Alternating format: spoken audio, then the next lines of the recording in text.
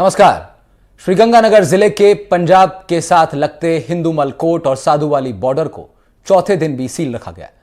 इस दौरान केवल पतली बॉर्डर को ही खुला रखा गया, लेकिन बताया गया है कि अगर किसानों का बड़ा मूवमेंट हुआ तो इस रूट को भी बंद कर दिया जाएगा।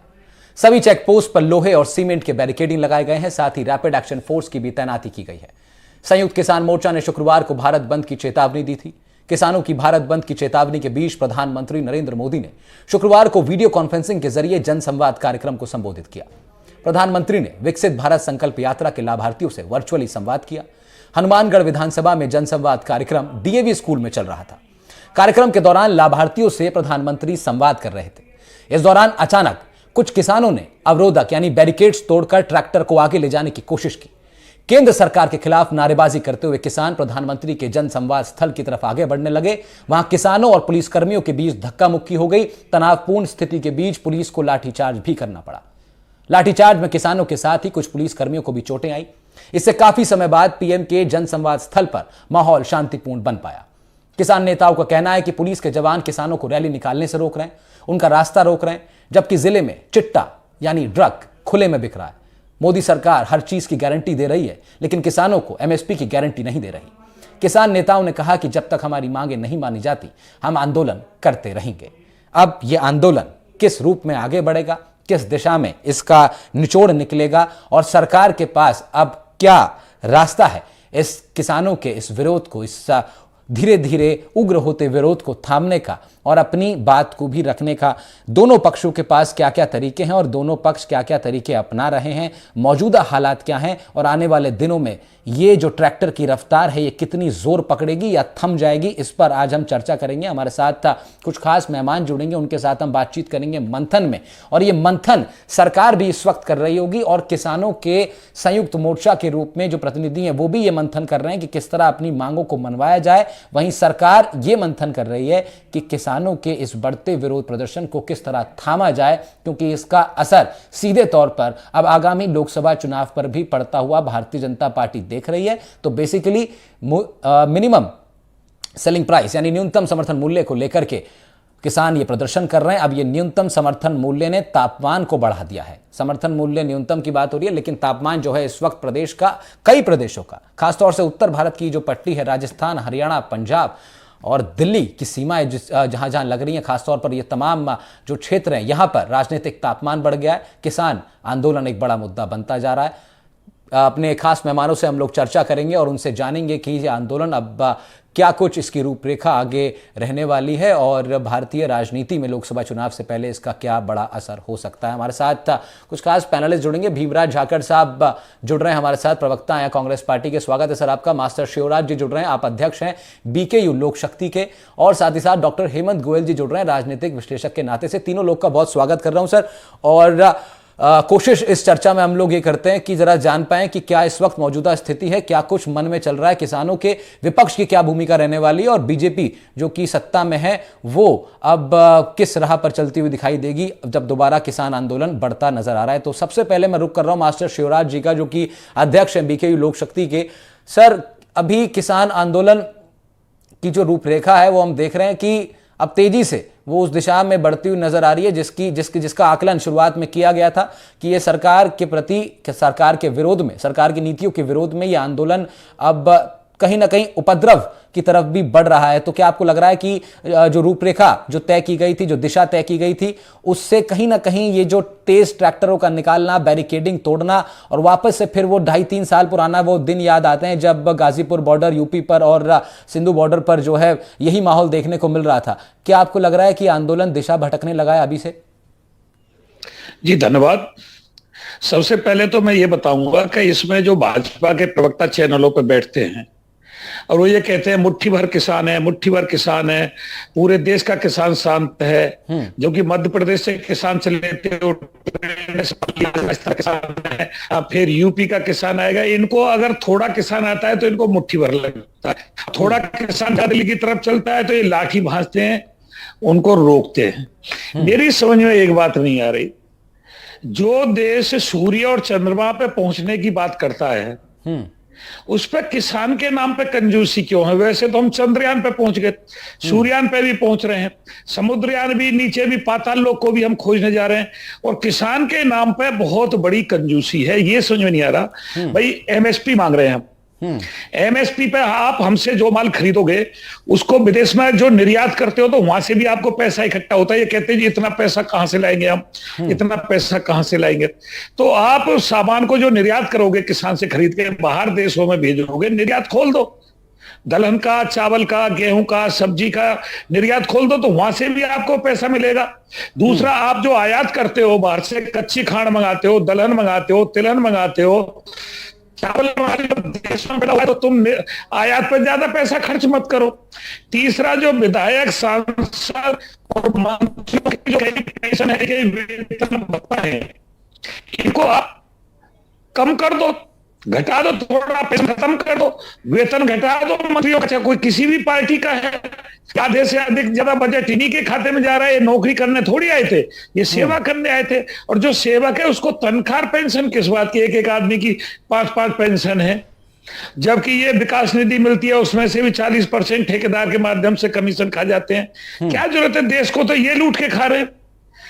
नहीं तो देश के एक अन्नदाता बार के नाम मैं इस चीज को समझ लेता हूं। अच्छे, इस चीज को मैं समझ लेता हूं। मार साहब, आपने जो बात कही है उसको मैं जरा और थोड़ा विस्तार से समझ भी लेता हूं। हेमंत गोयल जी के पास चल रहे हैं, राजनीतिक विश्लेषक हैं आप। हेमंत सर, जिस तरह से मास्टर शिवराज जी बता रहे हैं, बड़े आसान भाषा में इन्होंने बताया कि क्या कुछ हल हो सकता है इसका। बहुत सिंपल सा सॉल्यूशन उन्होंने दिया कि जो आयात है उसका जिक्र उन्होंने किया और बताया कि अगर भारत तमाम अलग अलग डिपार्टमेंट्स में पैसे खर्च कर रहा है और अपना इन्वेस्टमेंट दे रहा है, तो फिर किसानों को लेकर इतना इतना इतना कंजूसी क्यों होती है? तो ये जिस आसान भाषा में मास्टर साहब अभी मुझे समझा रहे थे, इसी तरीके से बात सरकार के प्रतिनिधियों के सामने भी रखी जाती होगी। और अगर बात सच में इतनी साफ है, इतनी आसान है, तो फिर क्यों सरकार इसको नहीं समझ पा रही है, या फिर सरकार का भी क्या पक्ष है? ये भी दोनों बातें जरा आप हेमंत जी समझाइए।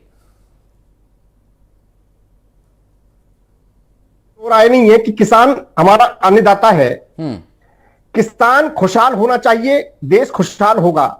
जय जवान जय किसान, ठीक है, बहुत पुराने टाइम से ये नारा चलता आ रहा है। निश्चित रूप से ये बातें बिल्कुल सही हैं, लेकिन और ये भी सही है कि हमारा देश लोकतांत्रिक देश है, हर किसी को आंदोलन करने की यह आजादी है, हर किसी को अपनी मांगने की, अपनी बात मनवाने की आजादी है, लेकिन उसका एक लोकतांत्रिक तरीका भी होना चाहिए। मैं अभी एक वीडियो एक वायरल हो रहा है। नहीं हेमंत सर, मैं आपसे क्या पूछ रहा हूं? हेमंत जी मैं आपसे क्या पूछ रहा हूं? मैं आपसे कह रहा हूं कि जिस आसान भाषा में मास्टर साहब ने समझाया है, अगर सच में मुद्दा इतना साफ है, इतना आसान है, तो फिर समस्या कहां आ रही है? जरा इस पे जरा आप अगर बता पाए तो। पहले राहुल जी, जिस तरह से ये कह रहे हैं उतना आसान बिल्कुल नहीं है। हाँ, क्योंकि हम सब जानते हैं कि बहुत सीमित सारी चीजें हैं। सरकार को सभी वर्गों का ध्यान रखना होता है। इनकी एक मांग और मैं आपको यहां जिक्र करता हूं, जो इनकी मांग है कि 10,000 रुपए पेंशन मिलनी चाहिए। इनकी एक ये अतिरिक्त मांग है। उस मांग पर मैं आपको निवेदन करूंगी कि देश में जो आर्थिक रूप से कमजोर लोग होते हैं ना, उनको सरकार 300, 500, 600 रुपए पेंशन देती है। अब ये सीधे 30 गुनी पेंशन की मांग कर रहे हैं। तो ये सारा संभव नहीं हो सकता, क्योंकि 300-500 रुपए देने में ही सरकार को पसीने आ जाते हैं, और कितने लाख करोड़ रुपए का भार सरकार पर आता है। अब सीधे आप 10,000 रुपए महीने की पेंशन आप दे देंगे, तो क्या सरकार को और सारी काम इंफ्रास्ट्रक्चर पर ध्यान नहीं देना है? क्या सड़क सरकार को नहीं बनानी है क्या? अच्छा, तो हेमंत सर, नहीं बनानी है क्या? हेमंत गोयल जी जरा ये भी जरा समझाइए हमारे दर्शकों को कि क्या भारतीय जनता पार्टी की सरकार के सामने ही ये सारी सीमाएं हैं, या फिर अगर कांग्रेस की सरकार भी सत्ता में होती या अन्य कोई विचार की सरकार होती, तो क्या उसके सामने भी यही सीमाएं होती, या उसके सामने कुछ अन्य ऑप्शंस भी हैं? नहीं, सरकार तो कोई भी हो, सरकार की तो सीमाएं हैं, कोई भी सरकार हो। तो अब ये तो नहीं, अब जैसे कांग्रेस वाले कह रहे हैं, उनको पता है उनकी सरकार आने वाली है नहीं, सरकार आने वाली है नहीं, वो कुछ भी मांग कर दें, वो कुछ भी कह दें, कुछ भी बयान दे दें, तो ये बातें बिल्कुल उचित नहीं है। क्योंकि वो ही मांगे मानी जा सकती हैं जो सर्वव्यापी रूप से सम्मत हो सकती हैं। ठीक है। मास्टर साहब, मास्टर शिवराज जी, क्या एमएसपी से अलग तमाम जो मांगे हैं, क्या वो आपकी कुछ जाती हो रही है सरकार के साथ? ये विचार भी उठ करके आ रहा है कि आप कुछ नाजायज मांग भी आप लोग कर रहे हैं? क्या केवल एमएसपी अपने आप में इतना सक्षम मुद्दा नहीं है जिसको लेकर के आप किसान एकता के साथ अपनी मांगे ये वाली एमएसपी की मांग मनवा पाए? देखो, मेरी बात सुनो। मांग तो ये भी है कि जो जंगली जानवर हमारे खेत को नुकसान पहुंचाते, फसल को नुकसान पहुंचाते हैं, उसके लिए कृषि सुरक्षा दल का गठन होना चाहिए ताकि किसान को रात रात भर पहरा नहीं देना पड़े। रही बात पेंशन की, जब मंत्रियों की इतनी बड़ी बड़ी 5-5, 6-6 पेंशन है, उन्हें रोक दो, उन्हें खत्म कर दो।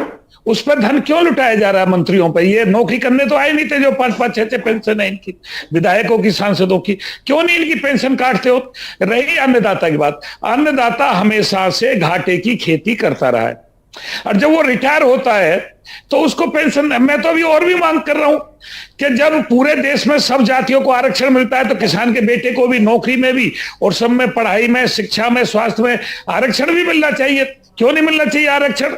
और पुश्तैनी किसान की मांग करते हैं हम, उन किसानों की मांग नहीं करते जो बड़े बड़े सरमाएदार हैं, बड़े बड़े फार्म हाउस जिन्होंने खरीद लिए, वो सारा किसान का बजट वो ही खा जाते हैं। आज जो बड़े बड़े सरमाएदार हैं उन्होंने बड़े बड़े फार्म हाउस खरीद लिए, और वो किसान के नाम पर जो सुविधा होती है उनकी सुविधा रोक दी जाए। जो पुश्तैनी किसान है, जो दादालाई खेती करते आ रहे हैं, जिन पर 2 हेक्टेयर 3 हेक्टेयर मात्र 4 हेक्टेयर से फालतू जमीन नहीं है, ये सारी मांग उनके लिए है, गरीब किसानों के लिए।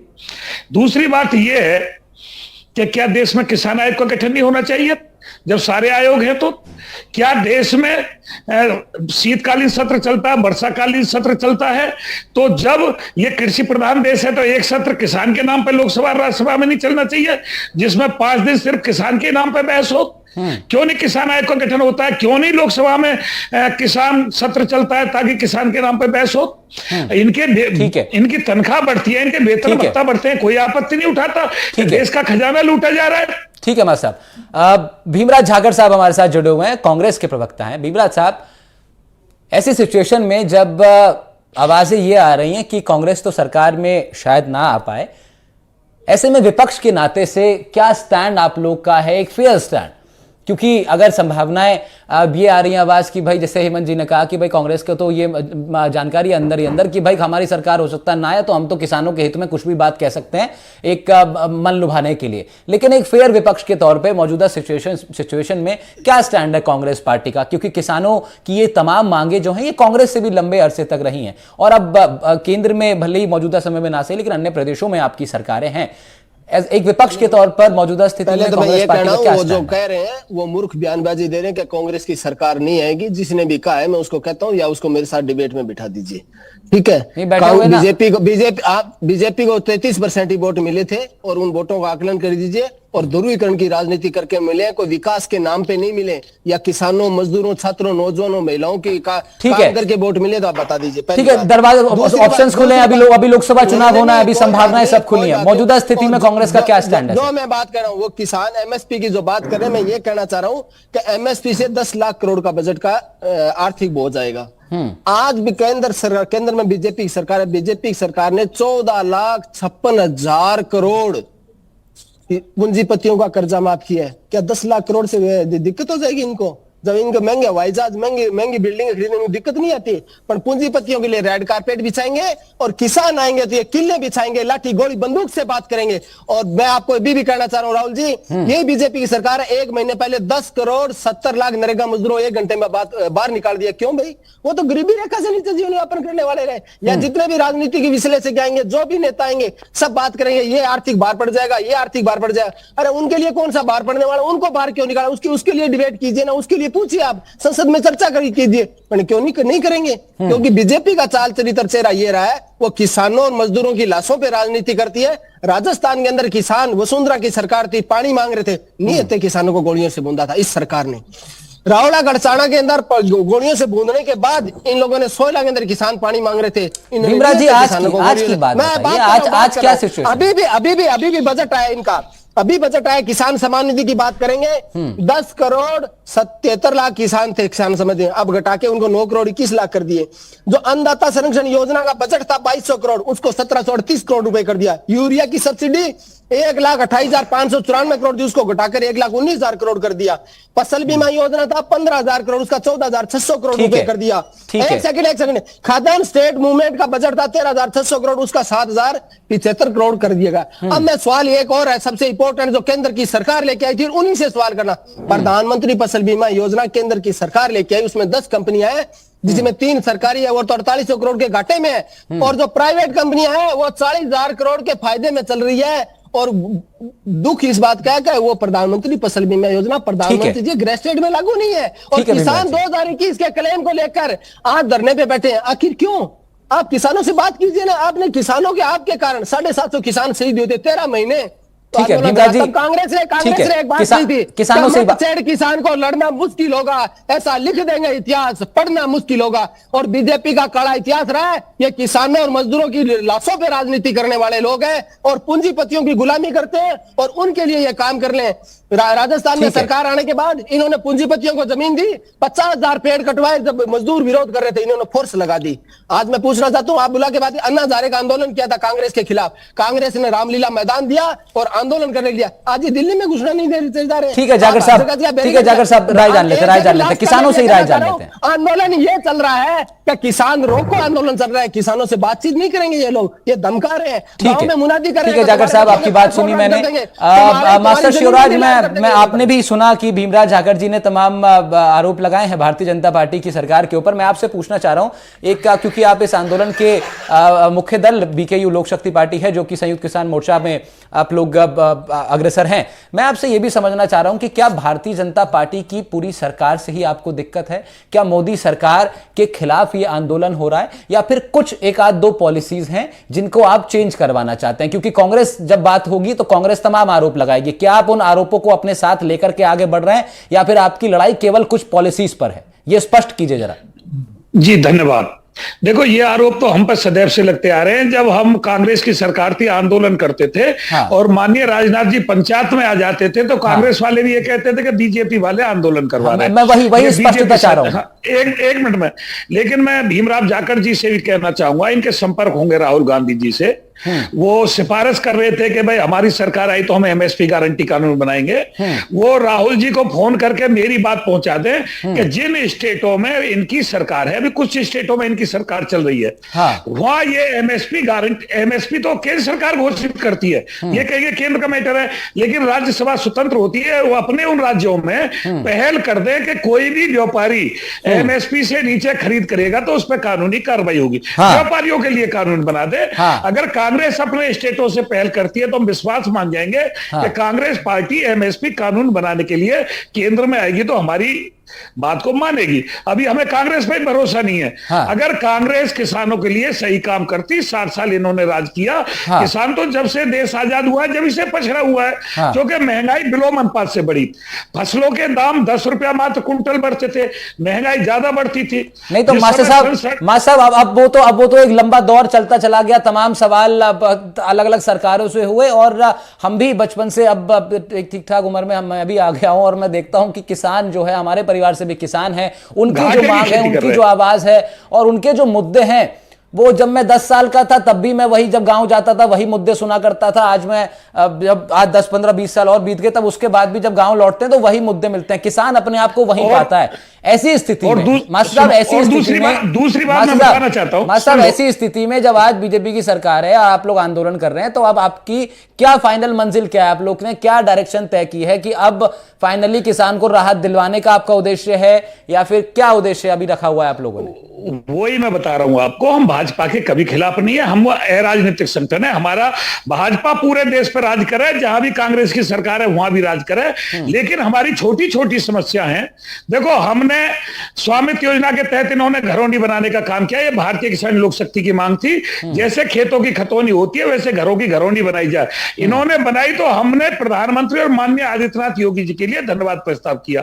ये हम किसी की राजगद्दी नहीं मांग रहे, हम किसी की सत्ता हत्या। मतलब आप ये कह रहे हैं कि आपकी कुछ मांगे हैं, उस पर्टिकुलर मांगों को लेकर के आपका ये पूरा प्रदर्शन है। ये स्पष्टीकरण बहुत जरूरी था।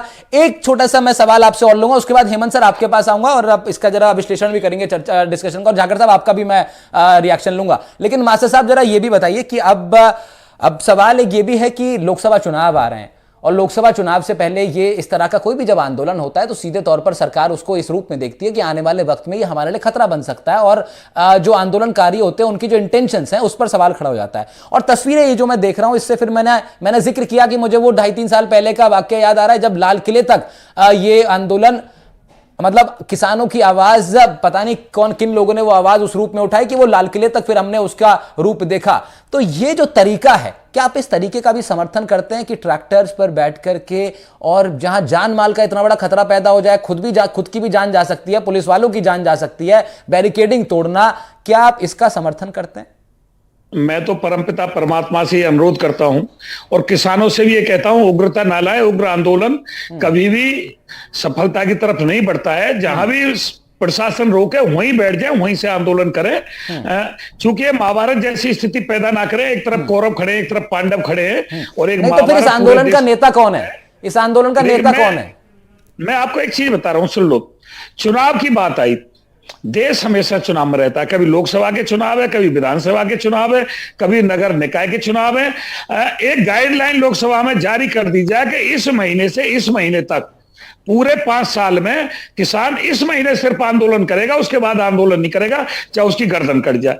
और एक लोकसभा में प्रस्ताव ले हमें राज्यसभा से पास करवा दें कि देश का अब इस आंदोलन का नेता कौन है?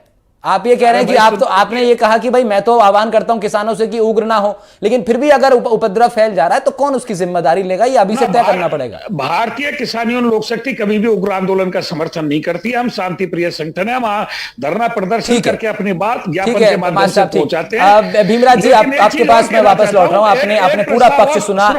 मास्टर शिवराज जी ने क्या कुछ कहा, उन्होंने स्पष्ट रूप से बताया कि उनकी लड़ाई सरकार के खिलाफ नहीं है, और पर्टिकुलरली बीजेपी के खिलाफ तो बिल्कुल भी नहीं है, ना ही कांग्रेस के खिलाफ उनकी पहले लड़ाई थी।